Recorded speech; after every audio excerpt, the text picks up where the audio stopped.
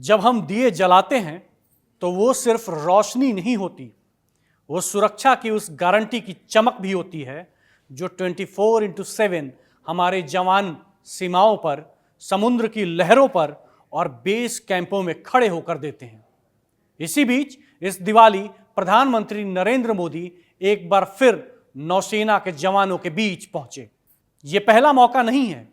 PM Modi 2014 से लगातार कभी बॉर्डर पोस्ट, कभी एयरबेस और अब नेवी के जहाज तक दिवाली जवानों के साथ मनाते रहे हैं।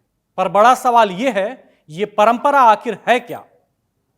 सिंबोलिज्म, पॉलिटिक्स, ऑप्टिक्स या देश के सुरक्षा कर्मियों के साथ एक सच्चा भावनात्मक कनेक्शन? इस वीडियो में हम पूरे मामले को इतिहास, संदेश, राजनीति, मनोबल और सिंबोलिज्म की नजर से बैलेंस तरीके से समझेंगे, बिना शोर शराबे और बिना पक्षपात के। दिवाली विथ फोर्सेस 2014 से 2024 तक की टाइमलाइन कुछ इस तरीके से है।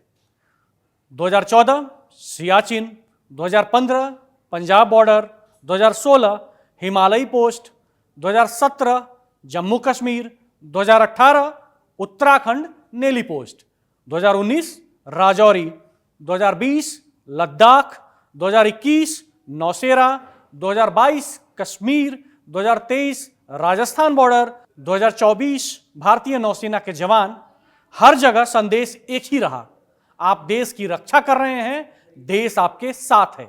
दिवाली, जवान और पीएम, ये तिकोना फ्रेम अब एक सिग्नेचर इमेज बन चुका है। आप सोच रहे होंगे कि इस परंपरा का आखिर संदेश क्या है? जवानों के मनोबल का सम्मान, त्योहार में सैनिकों की कुर्बानियों को फ्रंट फुट पर लाना, जनता के मन में festival equal to soldier sacrifice narrative को मजबूत करना, लीडर और फोर्सेस के बीच भावनात्मक कनेक्शन दिखाना। ये सिर्फ त्योहार की मुलाकात नहीं, बल्कि एक नेशनल मैसेजिंग मॉडल बन चुकी है। सिंबोलिज्म क्यों जरूरी है? फौज में मोरल्स आधी लड़ाई जीत लेता है। दुनिया भर में यह परंपरा दिखती है। अमेरिका, ब्रिटेन, फ्रांस, वहां भी राष्ट्रपति और प्रधानमंत्री फेस्टिवल या वॉर टाइम हॉलीडेज पर सोल्जर के बीच जाते हैं। वो आखिर ऐसा क्यों करते हैं? क्योंकि त्योहार लॉनलीनेस मल्टीप्लायर की तरह काम करते हैं। उस समय हम आपके साथ हैं सुनना जवान के लिए साइकोलॉजिकल शील्ड है। हर बार आलोचक इस पर सवाल करते हैं। वो कहते हैं, क्या ये पॉलिटिक्स है या पीआर स्टंट है? विपक्ष और आलोचकों के मुताबिक ये इवेंट कैमरा फ्रेंडली क्यों होते हैं?